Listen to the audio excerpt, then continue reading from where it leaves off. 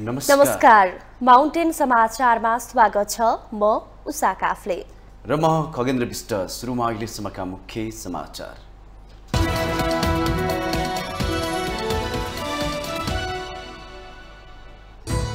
नेपालको तेस्रो उपराष्ट्रपतिमा जनता समाजवादी पार्टीका रामसाय प्रसाद यादव निर्वाचित। यादवलाई 30,328 तथा एमालेकी अष्टलक्ष्मी शाक्यलाई 16,328 मतभार प्राप्त।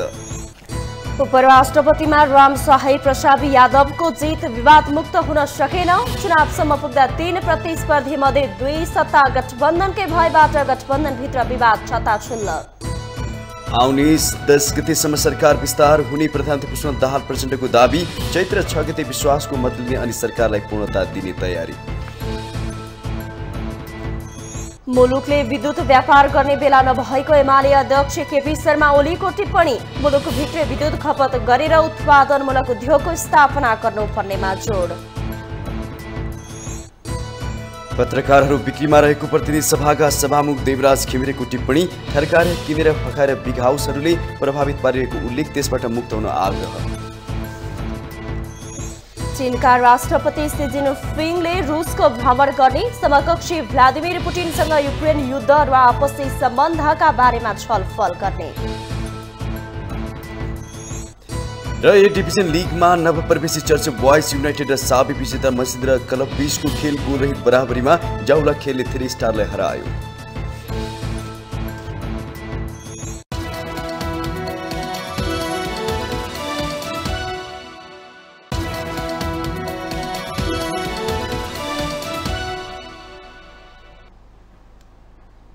अब समाचार विस्तारमा। नेपालको तेस्रो उपराष्ट्रपतिमा जनता समाजवादी पार्टीका नेता रामसाय प्रसाद यादव निर्वाचित हुनु भएको छ।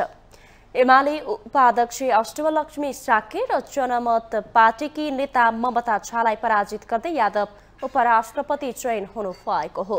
यादवले 30,328 मतभार प्राप्त गर्नुभयो। उहाँलाई संघीय संसदतर्फ 14,536 र प्रदेशसभातर्फ 15,792 मतभार प्राप्त भएको हो। प्रदेशसभाका 329 र संघीय संसदका 184 जनाको मत उहाँले पाउनु भएको हो। यस्तै एमालेकी प्रतिस्पर्धी अष्टलक्ष्मी शाक्यले प्रदेशसभाबाट 169 जना सांसदको मत पाउनु भएको छ भने संघीय संसदबाट 104 जना सांसदको गरेर 16,328 मतभार प्राप्त गर्नु भएको छ। त्यस्तै जनमत पार्टीकी उम्मेद्वार ममता झाले प्रदेशसभाका 15 र संघीय संसदका 23 सांसदले मत दिएका थिए। बिहान 10 बजेदेखि दिउँसो 3 बजेसम्म भएको मतदानमा संघीय संसदतर्फ 311 र प्रदेशसभातर्फ 518 गरी कुल 829 मत खसेको थियो। उम्मेदवारी फिर्ताको घोषणा गरिसक्नु भएकी जसपाकी प्रमिला कुमारीले प्रदेशसभा सांसदको 1 मत प्राप्त गरेको निर्वाचन अधिकृतको कार्यालयले जनाएको छ। सत्ता गठबन्धनको आधिकारिक उम्मेदवार यादव बन्नु भएकी सांसद प्रमिलाले आफ्नो उम्मेदवारी निष्क्रिय भएको घोषणा गर्नु भएको थियो। 5 वर्षे कार्यकालका लागि उपराष्ट्रपति चयन हुनुभएका यादव 12/2बाट निर्वाचित प्रतिनिधि सभा सदस्य समेत हुनुहुन्छ।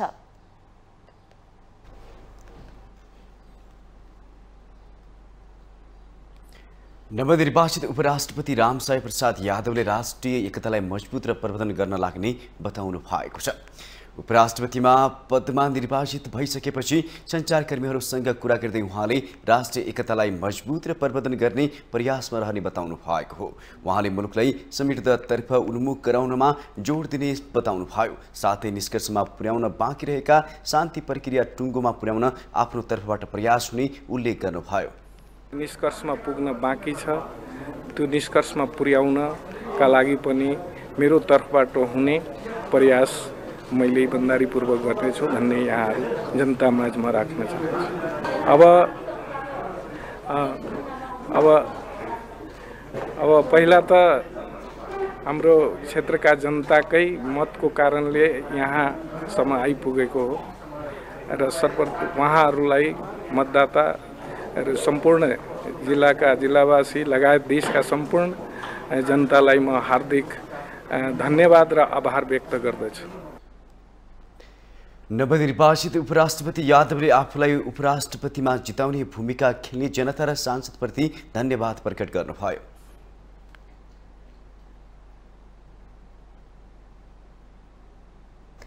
रामशाही प्रसाद यादव मुलुकको तेस्रो उपराष्ट्रपतिमा निर्वाचित हुनुभएको छ। लामो समय शिक्षण सेवामा आबद्ध यादव मधेस केन्द्रित राजनीतिमा आबद्ध हुँदै उपराष्ट्रपति बन्नु भएको छ।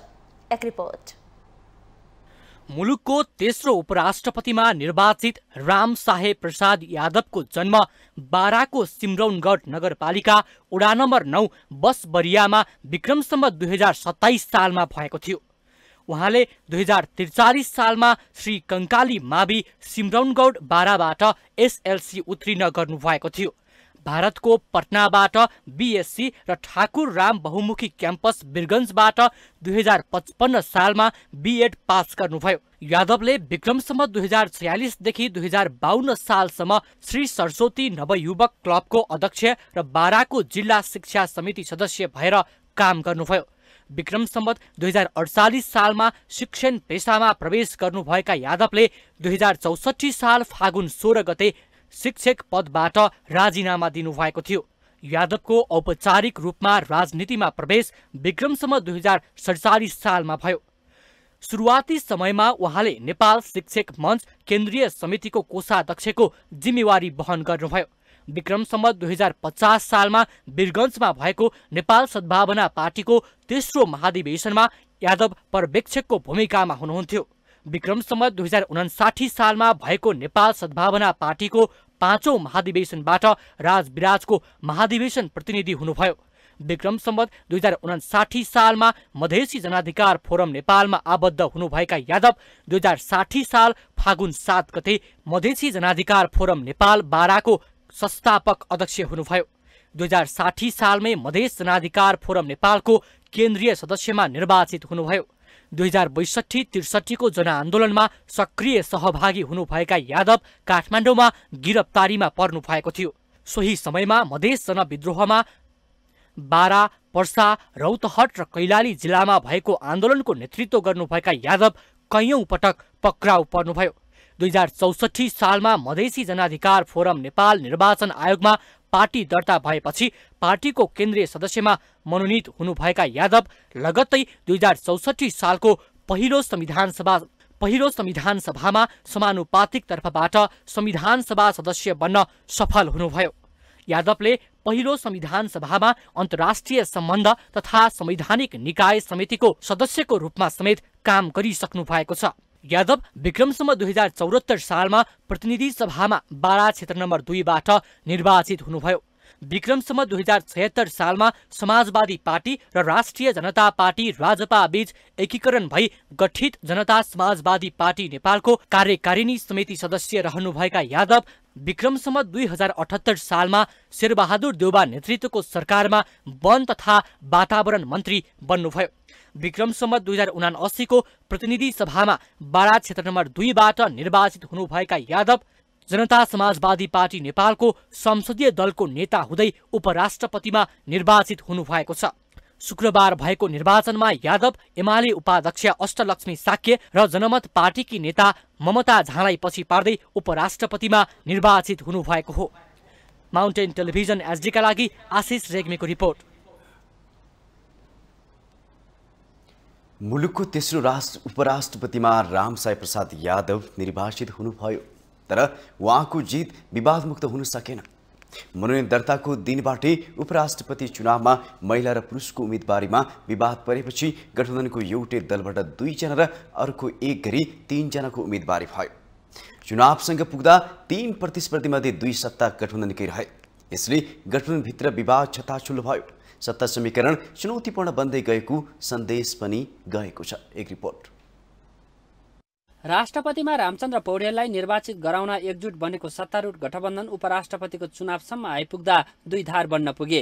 गठबन्धन भित्रैबाट उपराष्ट्रपतिका लागि 2 उम्मेद्वार बन्नु र फरक फरक प्रतिक्रियाले गठबन्धनमा हलचल आएको छ। गठबन्धनबाट रामशाही प्रसाद यादव र ममता झा उम्मेद्वार थिए। यादवको पक्षमा गठबन्धनका अन्य दल हुँदा झाको पक्षमा जनमत, लोसपा र नागरिक उन्मुक्ति पार्टीले झालाई समर्थन गरेका थिए। राष्ट्रपतिमा रामचन्द्र पौडेललाई मत दिएको राष्ट्रिय स्वतन्त्र पार्टीले अन्तिम समयमा आएर उपराष्ट्रपतिमा ममता झालाई मत दियो। यसले गठबन्धनभित्र उपगठबन्धन बनेको प्रश्न देखिन्छ भने झालाई समर्थन गरेका जनमत, लोसपा र नागरिक उन्मुक्ति पार्टी बीच कार्यगत एकता गर्ने सहमति भएको छ। उपराष्ट्रपति चुनावमा गठबन्धनमा देखिएको विवाद बढ्दै गए सत्ता गठबन्धनको भविष्यमाथि नै प्रश्न उठ्न पनि सक्नेछ। हामीले चाहिँ के भने अहिलेको अवस्थामा चाहिँ नि अब पुरुष राष्ट्रपति भइसकेका हुनाले महिला राष्ट्रपति हुँदा राम्रो हुन्छ। यद्यपि चाहिँ नि कानुनी व्यवस्था जेसुकै भए तापनि एउटा स्पिरिट चाहिँ के छ भन्दा चाहिँ नि महिला हुनुपर्छ भन्ने खालको कुरा राख्यौँ। र तपाईँलाई राम्रोसँग थाहा छ के भन्छ नि लोकसभा भनौँ, नागरिक उन्मुक्ति भनौँ अथवा चाहिँ त्यहाँ चाहिँ जनमत पार्टी भनौँ, हामी चाहिँ परिवर्तनको पक्षधर पार्टी हौँ। र हामीले के छ भने विशेष गरिकन हामीले चाहिँ समानुपातिक समावेशीलाई अत्यन्तै जोड गर्दै चाहिँ हिँड्या हुनाले चाहिँ त्यहाँ हामीले आफ्नो चाहिँ एउटा मत राख्यौँ र त्यो मतको आधारमा चाहिँ नि एकजना उम्मेदवारको बारेमा चाहिँ हामीले अगाडि बढायौँ। त्यति बेला चाहिँ गठबन्धनमा के थियो भने उम्मेदवारी दिने कुरामा सहमतिबाट नै उम्मेदवारहरू पर्या हुन्। राष्ट्रपति पदमा एक भएका गठबन्धन दलहरू उपराष्ट्रपति चुनावसम्म आइपुग्दा एक ठाउँमा उभिन मात्र सकेनन्। जनमत, लोसपा र नागरिक उन्मुक्ति बीच कार्यगत एकता गर्ने तयारीले गठबन्धन सरकारको भविष्यमाथि नै प्रश्न उब्जिएको छ। गठबन्धनमा किन दरार देखियो त? जनमत पार्टीबाट उपराष्ट्रपति पदकी उम्मेद्वार ममता झा राष्ट्रपतिमा पुरुष भइसकेपछि उपराष्ट्रपतिमा महिला हुनुपर्ने भने पनि जसपाले आफ्नो राजनीतिक स्वार्थ पूर्तिका लागि उपराष्ट्रपतिमा पुरुष उठाएका कारण आफ्नो उम्मेदवारी दिएको उहाँको तर्क छ। उहाँहरूले त मजाले बुझ्न सक्नुहुन्छ कि सहमति किन मिलेन, के का लागि एउटा पुरुष राष्ट्रपति हुँदाहुँदै दोस्रो पनि चाहियो, के का लागि त्यही पार्टीले अर्को महिलालाई पनि दिएको थियो त त्यो महिलालाई किन बसाइयो? उहाँलाई हुन दिनु पर्थ्यो, कोही पनि महिला आउनु पर्थ्यो, उहाँलाई हुनुपर्थ्यो। उहाँलाई बसाएर पुरुषलाई अगाडि सारेर यो 51% महिला, आधा आकाशभन्दा बढी ओक्टेको महिलालाई जुन चाहिँ यसरी अपमान गर्नु, संविधानको मर्मलाई यसरी जुन चाहिँ थिचोमिचो गर्नु, एउटा देशको राष्ट्रको जुन छ राष्ट्रिय स्तरको नेताहरूलाई कतिसम्म राम्रो लाग्यो त्यो त उहाँहरूले नै भन्नुहुन्छ। जनमत र जसपा दुवै मुख्य आधार क्षेत्र हो मधेस, लोसपाको मुख्य आधार पनि मधेस नै हो। त्यस्तै सुदूरपश्चिम मुख्य आधार क्षेत्र रहेको नागरिक उन्मुक्ति पार्टीले पनि जनमत र लोसपालाई साथ दिएको छ। त्यसैमा मिसिन आइपुगेको छ राष्ट्रिय स्वतन्त्र पार्टी। अब यी चार पार्टी बीच अर्को समीकरण बन्ने सम्भावना पनि उत्तिकै छ। चार दलका बीचमा एउटा सहमति बनेको थियो, पछि दलहरू थपिँदै जाँदाखेरि अलिकता फरक मत देखिएको हो। अब माननीय सीके राउतजीको पछिल्लो समयमा उहाँको पनि हामीसँग सहमति गर्नु पर्थ्यो, भएन, त्यसैले हामी दिन्छौँ भनेर उहाँको धारणा छ। र मलाई लाग्छ कि अब सबै राजनीतिक दलहरू आफ्ना सिद्धान्त विचारले बनेका हुन् र उहाँहरूको धारणा हुन सक्छ होला कि हामी आफ्नो उम्मेदवार दिउँ। रामसाय प्रसाद यादव उपराष्ट्रपतिमा निर्वाचित भएपछि 12/2बाट प्रतिनिधि सभामा चुनाव लड्ने उपेन्द्र यादवको तयारी छ। यादवको यो तयारीलाई रोक्ने सीके राउत नेतृत्वको गठबन्धन लागि परेको छ, जसले गर्दा भर्खर बनेको गठबन्धनले यादवलाई 12मा चुनौती दिने रणनीति बनाएको छ, जसले 10 दलीय गठबन्धनकै भविष्यमा दरार ल्याउन सक्ने घटनाक्रमले देखाउँदै गएको छ। माउन्टेन टेलिभिजन एचडीका लागि बटुकराज गिरीको रिपोर्ट। प्रधानमन्त्री पुष्पकमल दाहाल प्रचण्डले आगामी 10 गतेसम्ममा सरकारले पूर्णता पाउने दाबी गर्नु भएको छ। लगानी बोर्डको बैठकपछि प्रधानमन्त्री दाहालले 10 गतेसम्ममा सरकारले पूर्णता पाउने दाबी गर्नु भएको हो। उहाँले चैत 6 गते विश्वासको मत लिने र त्यसको 3-4 दिनसम्ममा सरकारले पूर्णता पाउने बताउनुभयो।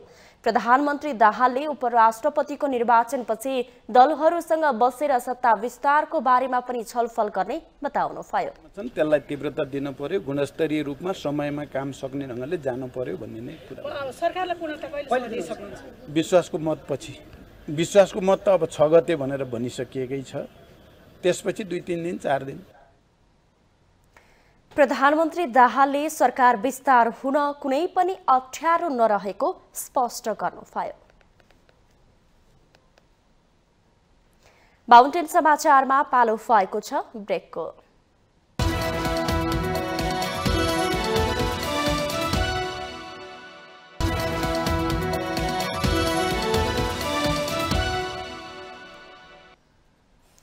ब्रेकपछि स्वागत छ। अब बाँकी समाचार। राष्ट्रपति रामचन्द्र पौडेलले खेलकुद क्षेत्रलाई उपेक्षा गर्न नहुने बताउनु भएको छ। आइसिसी लिग 2 मा तेस्रो स्थान प्राप्त गर्न सफल नेपाली राष्ट्रिय क्रिकेट टोलीलाई शुक्रबार शीतल निवासमा बोलाएर बधाई दिँदै राष्ट्रपति पौडेलले सरकारले खेलकुदलाई उपेक्षित क्षेत्रमा राख्नु नहुने बताउनु भएको हो। उहाँले नेपाली क्रिकेट टिमले राष्ट्रको इज्जत र गौरवलाई बढाएको बताउनु भयो। उहाँले नेपालमा खेलकुद क्षेत्रमा पूर्वाधारको कमी रहेको भन्दै देशको शान राख्न खेलकुद क्षेत्रको पूर्वाधार बढाउनु पर्नेमा आवश्यकता औल्याउनु भयो। राष्ट्रले निश्चय नै पनि यो क्षेत्रलाई नेग्लेक्ट गर्नुहुन्न, उपेक्षित अवस्थामा राख्नुहुन्न यति महत्त्वपूर्ण कुरालाई। किनभने यहाँ त विश्वका राष्ट्रहरूको चाहिँ प्रतिस्पर्धा हुन्छ र त्यहाँ कत्रो ठुलो प्रतिस्पर्धा हुन्छ, युद्ध जस्तो हुन्छ। त्यसो भएको हुनाले यो चाहिँ हामीले पनि हाम्रो राष्ट्रको शान राख्नको लागि यो खेलकुद क्षेत्रलाई हामीले विशेष ध्यान दिएर यसका पूर्वाधारहरू निर्माण गर्ने, खेलाडीहरूको हौसला बढाउन, खेलाडीहरूलाई प्रोत्साहित गर्ने र उहाँहरूको चाहिँ सबै किसिमको सुविधा। कार्यक्रममा नेपाल क्रिकेट संज्ञानका अध्यक्ष चतुरबहादुर चन्दले विश्वकप क्वालिफायरका छनौट हुनु भनेको नेपाली क्रिकेट एक तह माथि पुगेको रूपमा लिएको बताउनु भयो। उहाँले क्रिकेट संघको क्षमताले मात्रै नेपाली क्रिकेट खेलाडीको भविष्य सुरक्षित रहने भन्दै राज्यले यसमा ध्यान दिन जरुरी रहेको बताउनु भयो।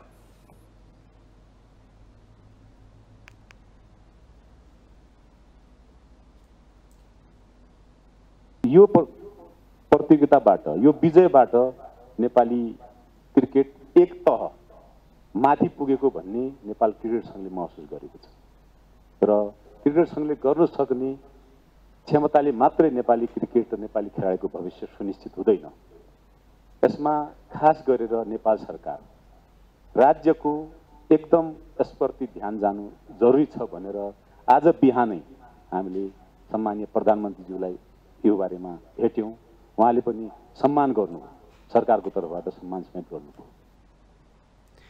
अध्यक्ष चन्दले सरकारले खेलाडीहरूको भविष्य सुनिश्चित गर्नुपर्ने बताउनु भयो। आगामी दिनमा नेपालले ठूलो प्रतियोगिता खेल्ने भएकाले त्यसका लागि आवश्यक पूर्वाधार तयार गर्न सरकारसँग आग्रह गर्नुभयो। उहाँले बिहिबार युए संघको खेलमा कीर्तिपुरमा 30,000 बढी दर्शकहरू पुगेको बताउनु भयो।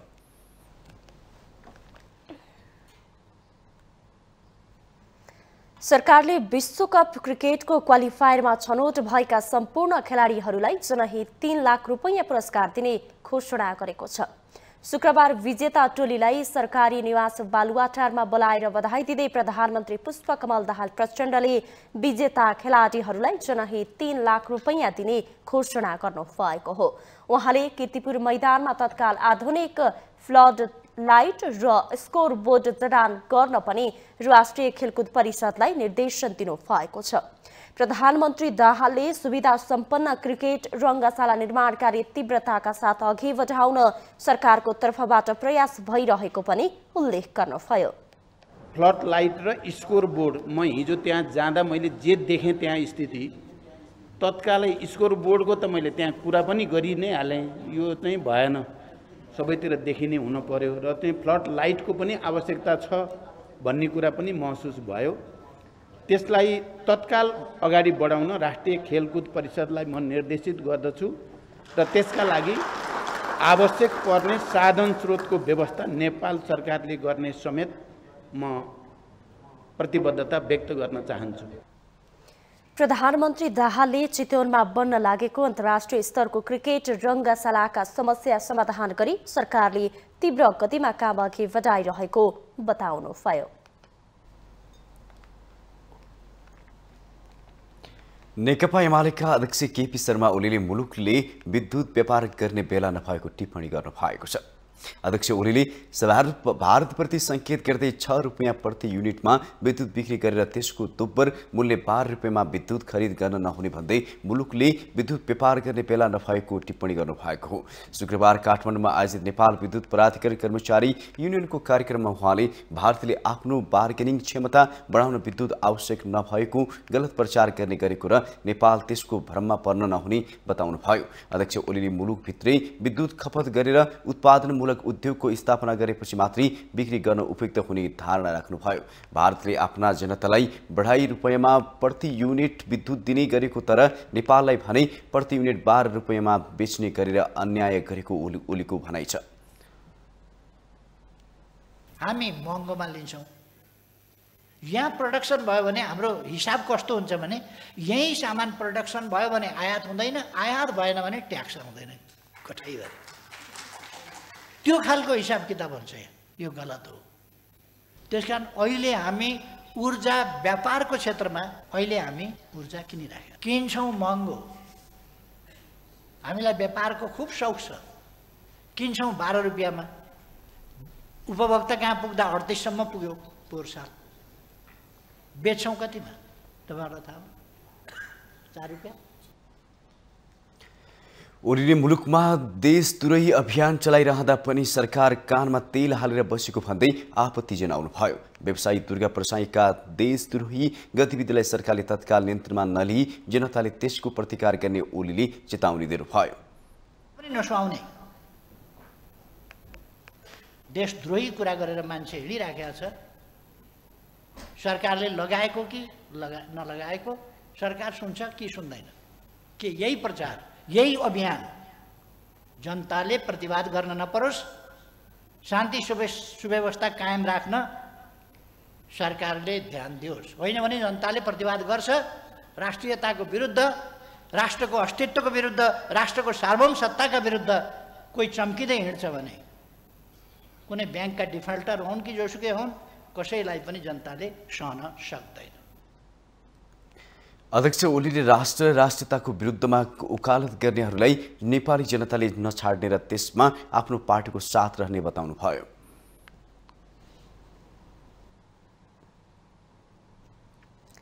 प्रतिनिधि सभाका सभामुख देवराज घिमिरेले पत्रकारहरू बिक्रीमा रहेको टिप्पणी गर्नु भएको छ। सिंहदरबार स्थित कार्यकक्षमा नेपाल पत्रकार महासंघको प्रतिनिधि मण्डलसँगको भेटमा उहाँले पत्रकारहरू बिक्रीमा रहेको टिप्पणी गर्नु भएको हो। सभामुख घिमिरेले थर्काएर किनेर फकाएर वेग हाउसहरूले पत्रकारहरूलाई प्रभावित पारिरहेको भन्दै त्यसबाट मुक्त हुन आग्रह गर्नुभयो। मुलुकमा अफित पत्रकारिता निकै डर लाग्दो गरी देखा परेको सभामुख घिमिरेको मान्यता छ। उहाँले पत्रकारहरूले जिम्मेवारीका साथ पत्रकारिता नगरेको जिकिर गर्दै त्यसको प्रभाव समाजमा परिरहेको पनि तर्क गर्नुभयो। सरकार र पत्रकारहरू बीचको सम्बन्ध हानिकारक रहेकाले सञ्चार क्षेत्रको समस्या झनै बढेर गएको उहाँको भनाइ छ। उहाँले सरकारसँग राम्रो सम्बन्ध कायम गरेर मात्रै राम्रो ऐन कानुन निर्माणका लागि पत्रकारहरूले राम्रो भूमिका निर्वाह गर्न सक्ने बताउनुभयो। बढी देखेर अलिक पूर्वाग्रही भएर मैले तपाईँहरूलाई व्यक्ति गरिरहेको रहेछु भने म करेक्सन हुनु जरुरी छ। होइन अब के त्यस्तो छ भने पत्रकारहरूले पनि आफूलाई त्यो ढङ्गबाट कसरी अगाडि लाने त, यो प्रभावबाट हामी कसरी मुक्त हुने त, अथवा यो के हो त अन्तर्विरोध भन्नु जरुरी छ जस्तो मलाई लाग्छ। यी मैले भने हाम्रा समस्याहरू हुन्। तर अब राज्यले कुनै पनि ऐन कानुनहरू ल्याउँदाखेरि अब त्यो लुकेर छिपेर पास गरेर एकैचोटि लिएर आउनुपर्ने त होइन नि। सभामुख घिमिरेले कानुनको अभावमा मुलुकमा ठगीहरू बढिरहेकाले त्यसलाई नियन्त्रण हुने गरी कानुन निर्माण गर्ने काममा सरकार र राजनैतिक दलहरूलाई पत्रकारिता क्षेत्रले सचेत गर्नुपर्ने उल्लेख गर्नुभयो। उहाँले कानुन निर्माणमा, राष्ट्र निर्माणमा र मुलुकलाई सही बाटोमा अघि बढाउन पत्रकारहरूको भूमिका महत्त्वपूर्ण हुने भएकाले पत्रकारहरूले सोही अनुसार कामहरू गर्नुपर्ने बताउनुभयो। सञ्चार क्षेत्रमा देखा परेका छन्, ठगहरू पनि देखा परेका छन्, कन्ट्रोल गर्ने समस्याहरू देखा परेको छ। यी जस्ता सबै कुराहरूमा राजनीतिक पार्टीहरूको चेतना त्यहाँ पुग्नु पर्यो, नेताहरूको चेतना त्यहाँ पुग्नु पर्यो। अनि संसदमा तदनुकूलको प्रस्तावहरू सरकार मार्फत नै आउने हाम्रो प्रणाली भनेको त्यही हो, आउनु पर्यो। सरकारमा ती कुराहरूको लबिङ हुनु पर्यो। त्यो गर्नको लागि पत्रकारहरूको भूमिका होस्, मैले यो चाहन्छु। कार्यक्रममा महासंघका अध्यक्ष विपुल पोखरेलले मिडिया मैत्री कानुन निर्माणमा नेतृत्वदायी निर्वाह गर्न सभामुख घिमिरेको ध्यानाकर्षण गराउनुभयो।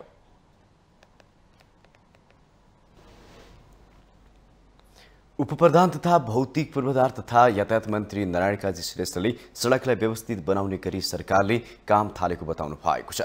शुक्रबार भैँसीपाटी र बालाचु जोरपाटी र मूलपानी सडकको स्थलगत निरीक्षण गर्दै मन्त्री श्रेष्ठले सरकार मुलुकभरका सडकलाई व्यवस्थित बनाउने गरी काम भइरहेको बताउनु भएको हो। उहाँले सडक व्यवस्थित बनाउने अभियान अन्तर्गत नै भैँसीपाटी र बालाचु जोरपाटी र मूलपानी सडकको स्थलगत निरीक्षण गरेको भन्दै चाँडो कालोपत्री गरिने प्रतिबद्धता जनाउनुभयो। उहाँले ती ठाउँका सडक निर्माणमा स्थानीय जग्गा मुआवजा विवाद, खानेपानी निर्माण र अन्डरग्राउन्ड विद्युतको कारण समस्या रहेको उल्लेख गर्नुभयो।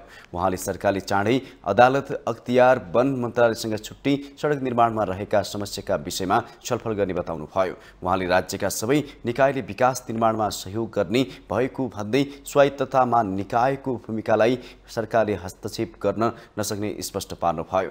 काठमाडौँ उपत्यका र उपत्यका बाहिरका रुग्ण आयोजना निश्चित अवधिभित्र आयोजना सम्पन्न गर्न आयोजना प्रमुखहरूलाई निर्देशन दिएको बताउनुभयो।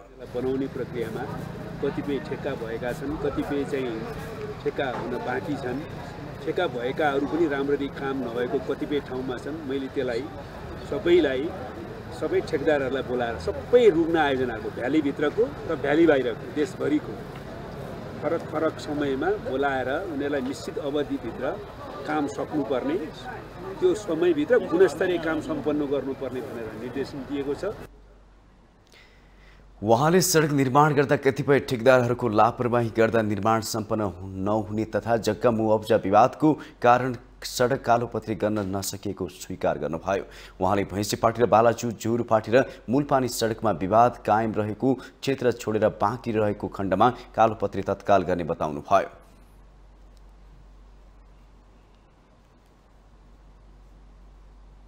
माउन्टेन समाचारमा पालो भएको छ ब्रेकको।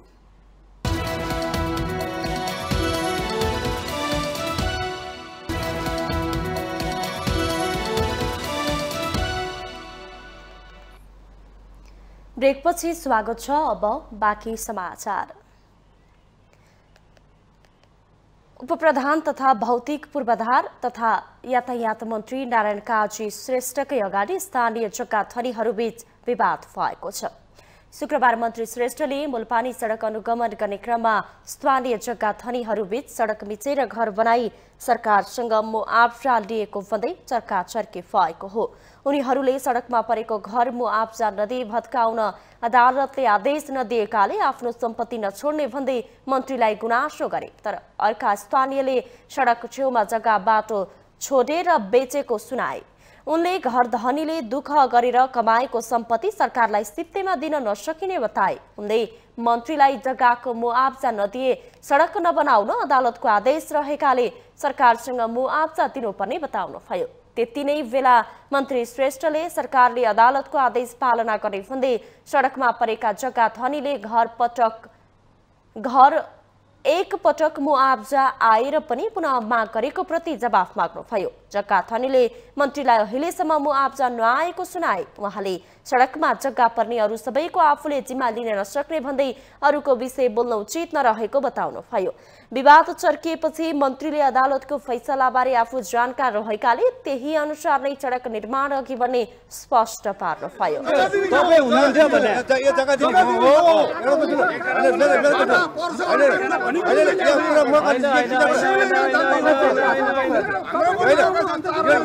तपाईको जग्गा दिनुस् न, म मेरो सम्मति दिन्न भने तपाईको दिनुस् न, म मेरो दिन्न। अरूको सम्मतिमा बोल्न पर्दैन, म दिन्न।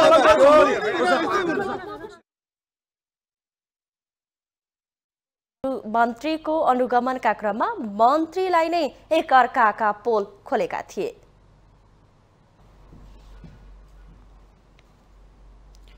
जिल्ला अदालत इलामको आफ्नो भवन नहुँदा न्याय सम्पादनमा समस्या हुने गरेको छ। साँघुरो कोठा भएको घरमा कार्यालय सञ्चालन गर्दा काम गर्ने गाह्रो भएको छ। जिल्ला अदालत जिल्ला समन्वय समितिको पाहुना घरबाट कार्यालय सञ्चालन हुँदै आएको छ। एक रिपोर्ट। जिल्ला अदालत इलामको आफ्नो भवन नहुँदा न्याय सम्पादनमा समस्या देखिएको छ। असहज अवस्थामा नै लामो समयदेखि काम गर्नु परेको जिल्ला अदालत इलामका श्रेष्ठदार फरिन्द्रराज भट्टराई बताउनुहुन्छ। हाल जिल्ला अदालत इलाम जिल्ला समन्वय समितिको पाहुना घरमा सञ्चालित छ। कार्यालयमा 35 जनाको दरबन्दी रहे पनि हाल सञ्चालित कार्यालयमा 8 वटा मात्र कोठाहरू छन्। यहाँ इलाम नगरपालिका वडा नम्बर 9 मा करिब 6 रोपनी जग्गा खरिद गर्ने भनेर यहाँबाट निर्णय गरेर उच्च अदालत इलाम इजलासबाट पनि निर्णय भइसकेर सर्वोच्च पठाएका थियौँ। सर्वोच्चबाट पनि यो जग्गा चाहिँ अदालतलाई जिल्ला अदालतलाई चाहिँ पर्याप्त हुने अनुकूल हुने भनेर त्यहाँबाट पनि निर्णय भएर अर्थ मन्त्रालय गएको अवस्था छ। अर्थ मन्त्रालयलाई चाहिँ बजेट सुनिश्चित गर्ने प्रयोजनको लागि गएको हो र हाल अर्थमै गएर चाहिँ त्यो रोकिएको अवस्था रहेको छ। हाल सञ्चालित कार्यालयमा थुनुवा राख्ने र सेवाग्राही बस्ने ठाउँ समेत नहुँदा समस्या हुने गरेको छ। कर्मचारी बस्ने फाँट नभएको इजलासको लागि समेत ठाउँ अपुग्छ। आवश्यक फर्निचर राख्न पनि मुस्किल छ। जिल्ला अदालत इलाम 76 सालदेखि भाडामा बस्दै आएको हो। त्यसअघि उच्च अदालतकै भवनमा रहेको थियो। उच्च अदालतलाई नै भवन साँगुरो भएपछि भाडामा बस्न बाध्य हुनु परेको हो। इजलास र चेम्बर नहुँदा समस्या भएको भन्दै पटक पटक डेलिगेसन गए पनि कहीँ कतैबाट समस्या समाधानमा पहल नभएको उच्च अदालत बार एसोसिएसन इलामका अध्यक्ष उत्तम पौडेल बताउनुहुन्छ। साँगुरो कोठा भएकै कारण कानून व्यवसायी र न्यायाधीश बीच कानूनको विषयमा छलफल गर्न नपाइएको उहाँले बताउनुभयो। सेवाग्राहीहरू बस्ने ठाउँ छैन, न्यायाधीशको न इजलास छ न चेम्बर छ, कानुन व्यवसायीहरू गएर अध्ययन गर्ने ठाउँ पनि छैन, बस्ने ठाउँ पनि छैन र त्यहाँभित्रका संरचनागत मुद्दाको मिसिल राख्ने ठाउँमा मुद्दा फाँट भनौँ, दर्ता चलानीदेखि लिएर वैधानिक कानुन व्यवसायी बस्ने ठाउँ, यी यावत कुराहरूको समस्या छन्। पार्किङ छैन। भवन निर्माणका लागि प्रस्ताव पठाइए पनि हाल अर्थ मन्त्रालयमा गएर फाइल रोकिएको बताइएको छ। आवश्यक रकम विनियोजनका लागि अर्थ मन्त्रालयमा फाइल पुगेकाले चाँडै काम हुने श्रेष्ठदार भट्टराईको विश्वास छ। इलाम नगरपालिका 6 पिपलबोटे छेउमा जग्गा खोजेर निर्णय सहित पठाइएको छ। माउन्टेन टेलिभिजन एचडीका लागि इलाम सहकर्मी टीका खतिवडाको रिपोर्ट। काठमाडौँको टुडी खेलले मल्लकालदेखि नै विशिष्ट महत्त्व बोक्दै आएको छ। गुरुमापा र घोडेजात्रा, पाहाचहे पर्व, अजिमाको अनुष्ठान, सेना दिवस, शिवरात्रिको तथा फुलपाती बढाई आदि अनेकौं सांस्कृतिक महत्त्वसँग जोडिएको छ। प्राकृतिक विपदको बेला काठमाडौँवासीका लागि सुरक्षित वासस्थानको रूपमा रहेको टुडी खेलसँग यहाँको संस्कृति र परम्परा पनि जोडिएको छ। एक रिपोर्ट। वर्षेनी होली पूर्णिमाको राति एक मुरी चामलको भात र एउटा सिङ्गो राङ्गोको मासु पकाएर टुडी खेलमा गुरुमापालाई खुवाउने गरिन्छ। किलागोटवा खलको आयोजनामा यी परिकारहरू टुडी खेलभित्र ठूलो टपरीमा भात र मासुका परिकारहरू राखेर सांकेतिक रूपमा गुरुमापालाई चढाइन्छ। त्यसपछि गुतियार एवं श्रद्धालुहरूले सोही भात प्रसादका रूपमा ग्रहण गर्छन्।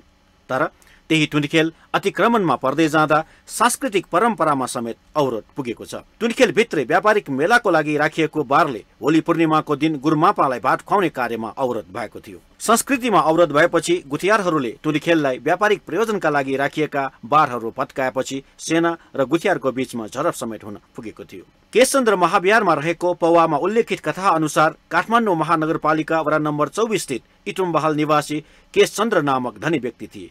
तर जुवा खेल्ने बानीले गर्दा भएको सबै सम्पत्ति स्वाहा परे। उनी एक दिन आफ्नो दिदीको घरमा आए। दिदीले आफ्नो भाइलाई सुनको थालमा भात खुवाए। तर केशचन्द्रले सो थाल चोरेर जुवामा हारे। उनी फेरि दिदीको घरमा आए।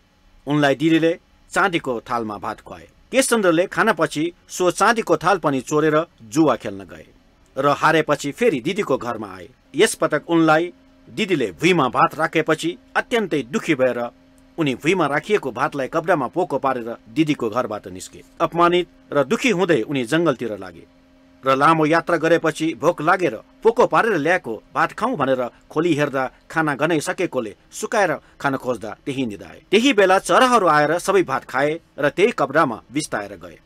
केशवचन्द्र निन्द्राबाट बिउजेपछि आफ्नो खाना हेर्दा खानाको कुनै दाना पनि छैन। तर चराले बिस्ताएको सबै सुनमा परिणत भएको देखे। सुनको भारी देखेपछि हर्षित भएर बोक्न खोज्दा बोक्नै सकेनन्।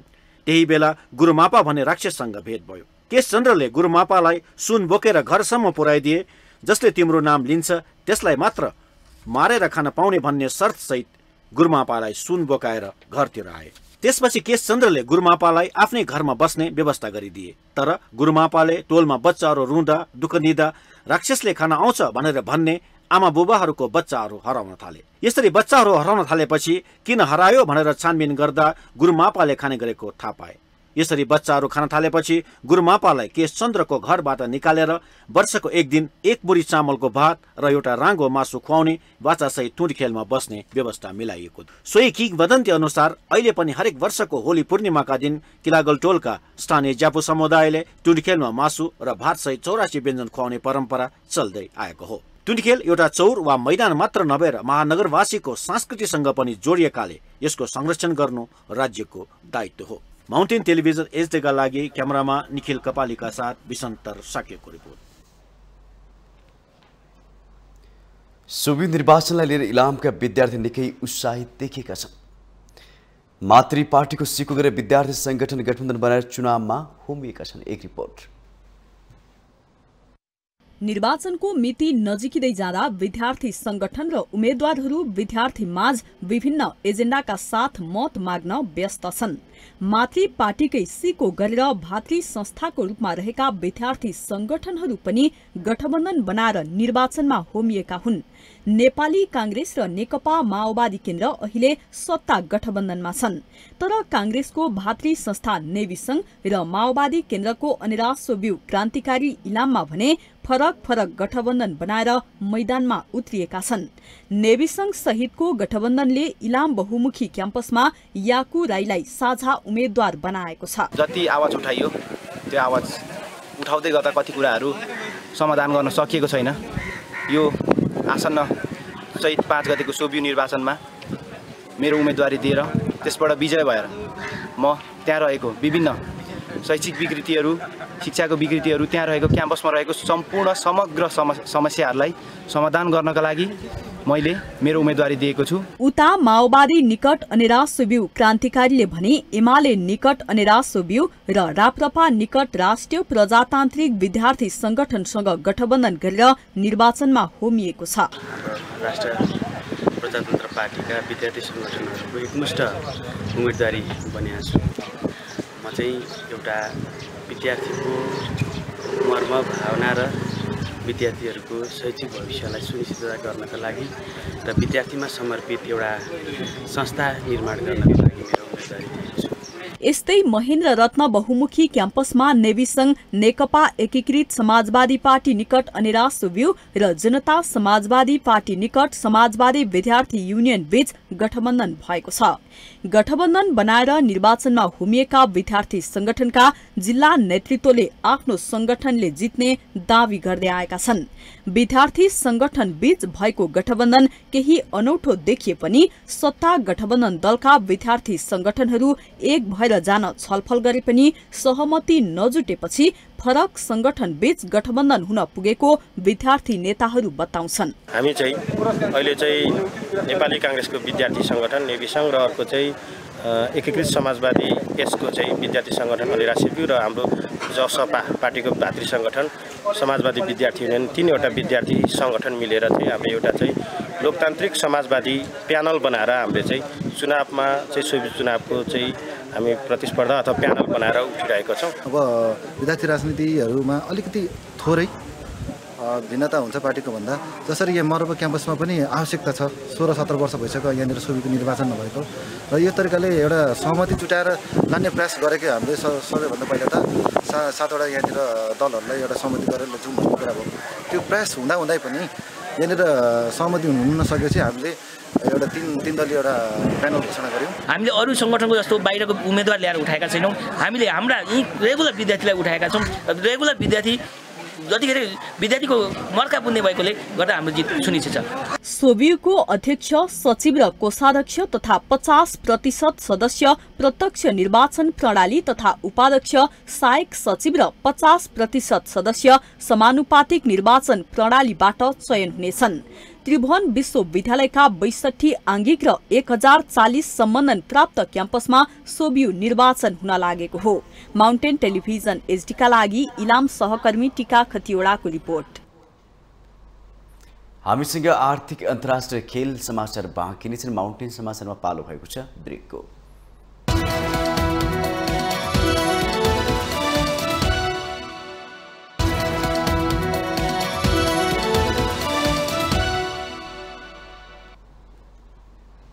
ब्रेकपछि स्वागत छ। अब पालो आर्थिक समाचारको।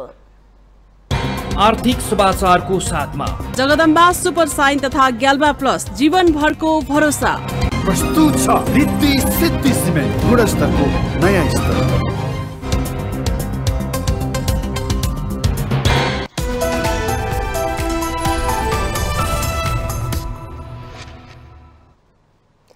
प्रधानमन्त्री पुष्पकमल दाहालले लगानी बोर्डसँग जोडिएका ठूला लगानी र विकासकर्ताका प्रतिनिधिसँग आयोजना निर्माण कार्यदिशा र समस्याको विषयमा छलफल गर्नु भएको छ। लगानी बोर्डको कार्यकालमा नेपालका विभिन्न ठूला आयोजनामा लगानी गर्ने ठूला लगानी र विकासकर्ताका प्रतिनिधिहरूसँग लगानी बोर्ड जोडिएका आयोजना निर्माण, आगामी कार्यदिशा र समस्याको विषयमा प्रधानमन्त्री प्रचण्डले छलफल गर्नु भएको हो। लगानी बोर्डसँग विभिन्न निर्माण चरण भएका परियोजना र करिब 3 खर्ब रुपैयाँ बराबरका आयोजनाका विकासकर्ताका प्रतिनिधि र अध्ययन चरणमा रहेका आयोजना विकासकर्ताका प्रतिनिधिसँग छलफल भएको हो। लगानी बोर्डले स्वीकृतिको लागि पाइपलाइनमा रहेका ठूला जलविद्युत आयोजना नतिजामुखी कार्यान्वयन ढाँचामा आबद्ध गरिसकेको छ। लगानी बोर्डका प्रमुख कार्यकारी अधिकृत सुशील भट्टले उहाँले 900 मेगावाट क्षमताको अरुण, 3670 मेगावाट क्षमताको तल्लो अरुण, 370 मेगावाटको अर्ध जलाशययुक्त अपर मर्स्याङ्दी र अन्य औद्योगिक पूर्वाधारहरू आयोजनाहरू पाइपलाइनमा रहेको बताउनुभयो। अपर मर्स्याङ्दी अर्ध जलाशयुक्त परियोजना 327 मेगावाटको र अरू औद्योगिक पूर्वाधारहरूका प्रोजेक्टहरू पाइपलाइनमा छन् र ती आफ्ना विभिन्न चरणमा छन् र ती नतिजामुखी परिणाममुखी कार्यान्वयन ढाँचासँग आबद्धित भइसकेका छन् र अब हामी त टेन्टेटिभ टाइमलाइनका साथ सिरियस पोटेन्सियल क्यापेबल जो लगानीकर्ता छन्, जो हामीसँग आबद्धित छन्। उहाँले अब लगानी बोर्डले मुलुकको आर्थिक र सामाजिक विकासमा गरी मुहार फेर्न सक्ने आयोजनाहरूको पहिचान अध्ययन गरेर मात्रै अगाडि बढाउनु पर्ने उल्लेख गर्नुभयो।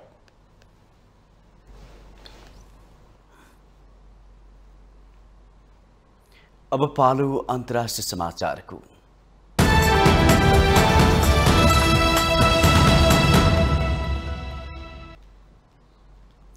चीनका राष्ट्रपति सी जिनपिङ रूस भ्रमणमा जानु हुने भएको छ। समकक्षी भ्लादिमिर पुटिनसँग भेटवार्ता गर्न राष्ट्रपति सी अर्को हप्ता मस्को भ्रमण गर्न जान लाग्नु भएको क्रेमलिनले जनाएको छ। चीनका विदेश मन्त्री किन गाङ्गले राष्ट्रपति सीले मार्च 20 देखि 22 सम्म रुसको भ्रमण गर्ने बताउनु भएको हो। दुई शीर्ष नेताबीच समावेशी सहकार्य तथा रणनीतिक समझदारीका बारेमा छलफल हुने जनाइएको छ। यस्तै द्विपक्षीय हित हुने महत्त्वपूर्ण द्विपक्षीय दस्तावेजहरूमा पनि हस्ताक्षर हुने जनाइएको छ। बेजिङले मस्कोलाई युक्रेन युद्ध अन्त्य गर्ने प्रस्ताव राखिरहेको बेला पश्चिमा राष्ट्रहरूले त्यसको स्वागत गरेको अवस्थामा सीको भ्रमण तालिका पाइरहेको हो। दुई देशको द्विपक्षीय सम्बन्ध तथा शान्ति स्थापनाका विषयमा पनि छलफल हुनेछ। पश्चिमा राष्ट्रहरूले मस्कोलाई हतियार उपलब्ध गराइरहेको भन्दै आलोचना गरिरहेको पनि बेजिङले भने सो कुराको खण्डन गरेको छ। मस्कोको भ्रमणपछि राष्ट्रपति सीले युक्रेनको समकक्षी भ्लादिमिर जेलेन्स्कीसँग भर्चुअल माध्यमबाट वार्ता गर्ने जनाइएको छ। चीन र रुसका शीर्ष नेता बीचको औपचारिक भेटवार्तालाई लिएर पश्चिमा राष्ट्रहरूले भने रिसाएका छन्।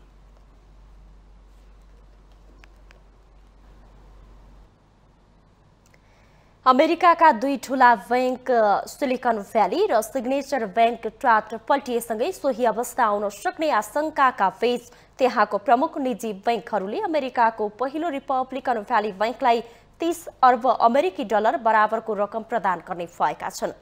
विश्वको अर्थतन्त्र खस्किएको अवस्थामा विकसित राष्ट्रको रूपमा रहेको अमेरिकालाई समेत बैंकहरू ट्राट पल्टिँदै जानुले चुनौती थपेको छ। एक रिपोर्ट। अमेरिकाको इतिहासमा दुई ठूला बैंक सिलिकन भ्याली र सिग्नेचर बैंक टाँट पल्टेसँगै विश्व बजारमा यसले प्रभाव पारिरहेको अवस्थामा सान फ्रान्सिस्कोमा रहेको रिपब्लिकन बैंकमा तरलताको भाव बढ्न थालेको छ।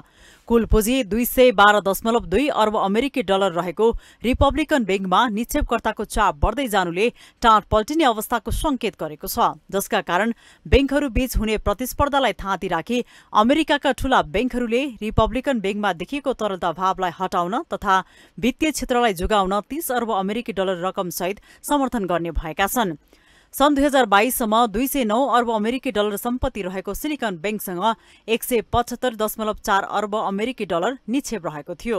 यस्तै सिग्नेचर बैंकको 110 अर्ब बराबरको अमेरिकी डलर सम्पत्ति रहेको थियो।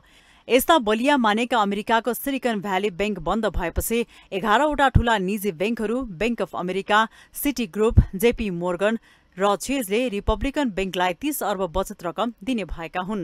Bank of America, Citigroup, JP Morgan, Chase, Wells फार्गोले 5 अर्ब अमेरिकी डलर तथा गोल्डम्यान साक्स र मोर्गन स्ट्यानीले 2.5 अर्ब अमेरिकी डलर बिना बीमा सहयोग गर्ने भएका हुन्। गत हप्ता विश्वको कसिलो अर्थतन्त्रको रूपमा हेरिएको अमेरिकामा रहेको सिलिकन भ्याली बैंकमा बचतकर्ताले सबै निक्षेप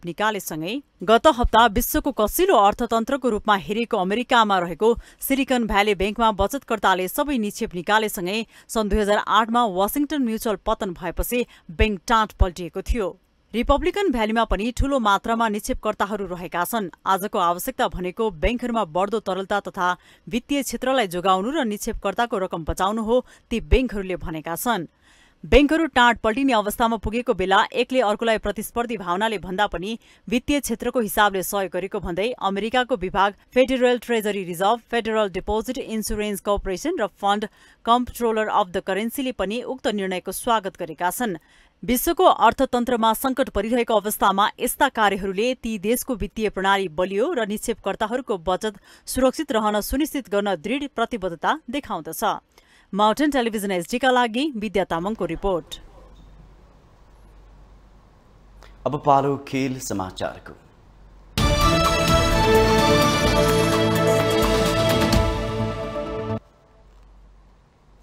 शहीद स्मारक ए डिभिजन लीगमा नवप्रवेशित चर्च बॉयज युनाइटेड र साबिक विजेता मसिन्द्रा फुटबल क्लब गोलरहित बराबरी खेल्दै अङ्क बाँडेका छन्। च्यासल मैदानमा भएको खेलमा स्टार खेलाडीले भरिएको चर्च बॉयजले अपेक्षा अनुसारको प्रदर्शन गर्न नसक्दा मसिन्द्रा क्लबसँग अङ्क बाँड्न बाध्य भएको हो। स्पष्ट अङ्क निकाल्ने रणनीतिका साथ आक्रामक फुटबल खेलेका दुवै टोली अग्रपङ्क्तिमा चुकेका थिए। बराबरीसँगै चर्च बॉयजले 5 खेलमा 11 अङ्क जोड्दा मसिन्द्राको 5 अङ्क भएको छ। शुक्रबार नै एन्फा मैदानमा भएको अर्को खेलमा जाउला खेल युथ क्लबले 3 स्टार क्लबमाथि 1-0 को रोमाञ्चक जित निकालेको छ। अघिल्लो खेलमा दोहोरो पहिलो कार्ड खाँदै मैदान बाहिरका नियमित कप्तान बिनाको खेलमा जाउला खेलका लागि एनकोटो मासुबीले 16 मिनेटमा निर्णायक गोल गरेका हुन्। जितसँगै जाउला खेलले 5 खेलमा 10 अङ्क जोडेको छ। 3 स्टारले 5 खेलमा 7 अङ्क जोडेको छ।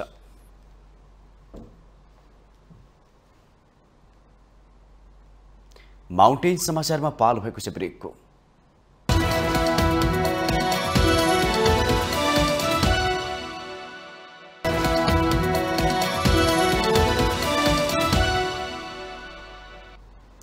ब्रेकपछि स्वागत छ। ब्रेकसँगै हामी माउन्टेन समाचारको अन्त्यमा आइपुगेका छौं। जाता जाँदै अहिलेसम्मका मुख्य समाचार पुनः एकपटक।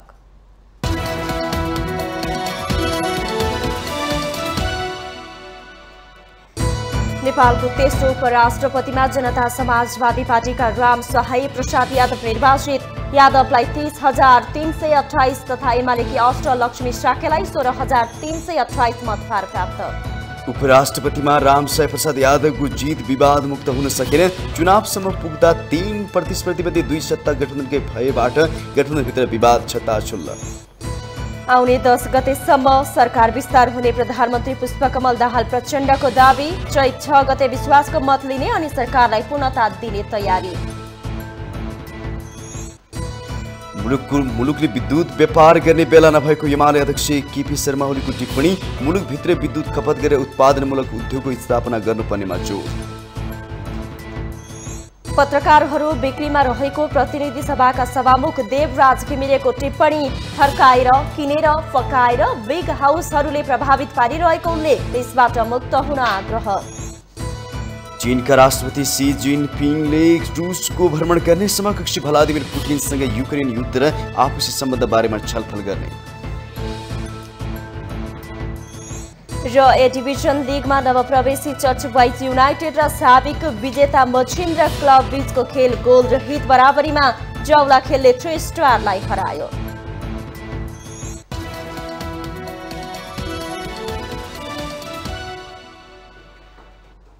माउन्टेन समाचार अहिले सकियो। सत्य, तथ्य र निष्पक्ष समाचारका लागि माउन्टेन टेलिभिजन HD हेर्दै रहनुहोला। नमस्कार।